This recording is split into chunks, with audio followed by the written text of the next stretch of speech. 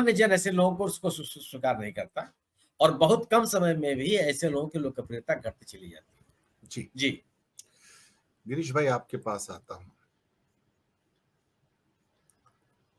जो व्यक्ति 140 करोड़ का अपना परिवार कहता हो, उसका किसी से भी रिश्ता ना हो, ना अपने परिवार से, ना आसपास के समाज से, ना राजनीतिक समाज से,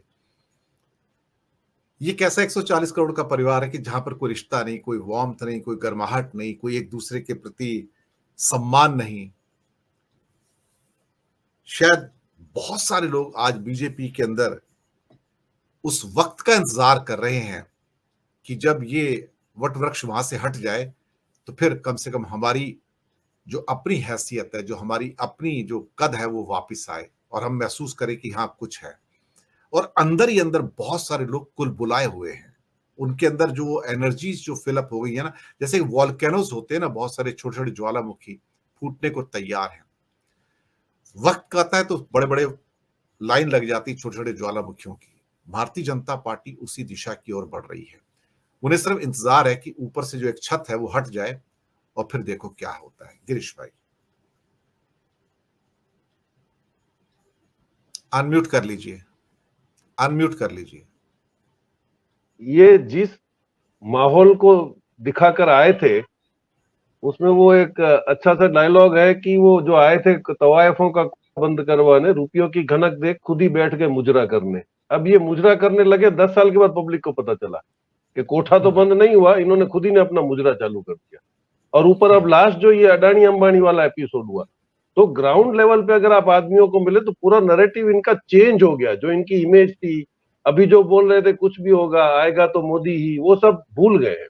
और अभी आप देखिए गुजरात में अभी जो रिसेंट डेवलपमेंट्स हुए हैं उसमें इफको का जो डायरेक्टरशिप का वॉर था, उसमें ये माना जाता था कि भाई जिस पे मोदी जी हाथ रख देते हैं वो ही हो जाता है। ये तो अमित शाह और मोदी जी के आदमियों के बीच में इतना बड़ा रिफ्ट हो गया कि अनएक्सपेक्टेडली वो इनका जो ये बंदा था वो 114 वोट 180 में से 114 वोट लेके आया है और ही इज नाउ, उनका ही जो खास बंदा था वो चेयरमैन भी बन गया। तो यहां से ये रिफ्ट शुरू हुआ है और काफी अभी 2 दिन से लोकल एमएलए जो थे वो खुल के सामने आ रहे हैं कि हमने तो सबको जाके बोला था कि जब हमारी इज्जत नहीं रखी इस सरकार ने तो आप कांग्रेस को वोट दे दो। ये पब्लिक डोमेन में है। तो टूटना यहां से शुरू तो हो गया है अभी। लेकिन एक क्या मैं आपको थोड़ा हटके में बात बता दूं कि इन्होंने सिर्फ पार्टी को ही नहीं खत्म किया है, इन्होंने पूरी एस्टेब्लिशमेंट्स को खत्म कैसे किया है। इन्होंने लैंडमाइन जो बिछा के रखी है वो शायद आने वाली सरकार को बहुत संभल के चलना पड़ेगा। आप देखिए, आप तो ब्यूरोक्रेट रहे sir, public enterprise selection committee जो बोर्ड है उसमें पहली बार एक चेयरमैन आई है श्रीमती मल्लिका श्रीनिवासन। वो प्राइवेट पार्टी है, वो ट्रैक्टर कंपनी की एमडी थी।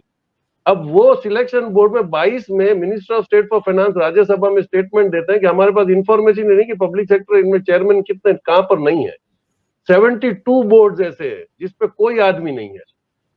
आपके गवर्नर आरएसएस से आते हैं, आपके यूनिवर्सिटी में वाइस चांसलर आरएसएस से आते हैं। और ये जो पब्लिक सेक्टर अंडरटेकिंग है जिस बोर्ड पे न चेयरमैन है, की पोस्ट है जिसमें टेक्निकल डायरेक्टर्स नहीं है, और उसमें कोई कंपनियां तो आप देखिए ओएनजीसी है, बीपीसीएल है, और ये संकल्प से सिद्धि का जो नाम लेके आए तो उसके इन्होंने चेयरमैनों को ही खत्म कर दिया, बोर्ड को ही खत्म कर दिया। तो आप समझिएगा कि ये काम कैसे चलेगा। अगर नई सरकार आएगी तो पहले तो उसको ये सारा रिवैम्प करने में ही लगता रहेगा। तो इनको ये जो उम्मीद थी कि वन मैन शो चलेगा, बोर्ड भी मैं चलाऊंगा, यूनिवर्सिटी भी मैं चलाऊंगा, गवर्नमेंट भी मैं चलाऊंगा, तो उस चक्कर में इन्होंने सेकंड लाइन पूरी खत्म कर दी। और कुछ कुदरत ने भी मदद कर दी, सुषमा स्वराज जी चली गई, पर्रिकर जी चले गए, तो जो इनके पास स्टालवर्ड्स थे वो भी चले गए और बाकी के उन्होंने इनको निपटा दिया इन्होंने। तो ये जो रिवर्स पोजीशन आ रही है, और अभी भी ये बहुत बड़ा कंफ्यूजन है कि इन्हें अडानी और अंबानी का नाम क्यों ले लिया। अब गुजरात का खाली आप चैप्टर देखिए तो क्षत्रियों के आंदोलन में बहुत बड़ा डिस्प्यूट तो ये माना जा रहा है कि अंबानी और मोदी जी के बीच में ये हो गया कि उनका बंदा बगैर जाने नीचे इनको हेल्प कर रहा था, जो क्षत्रियों ने अल्टीमेटली वार्निंग दे दी कि अगर अंबानी इसमें पढ़ते हैं तो रिफाइनरी को ताला लग जाएगा। ये जब मैसेज ऊपर गया तब सब डैमेज कंट्रोल शुरू हुआ है।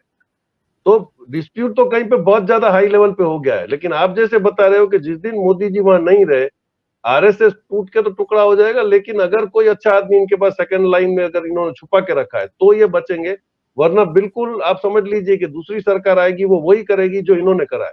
इन्होंने किसी कानून को माना ही नहीं। इन्होंने सारे पोर्ट ट्रस्ट को खत्म करके उसको अथॉरिटी बना दिया, वहां पर भी इन्होंने अपना कब्जा ले लिया। तो ऐसा कोई एस्टेब्लिशमेंट नहीं है जहां पे मोदी जी ने कब्जा लेने की कोशिश नहीं करी।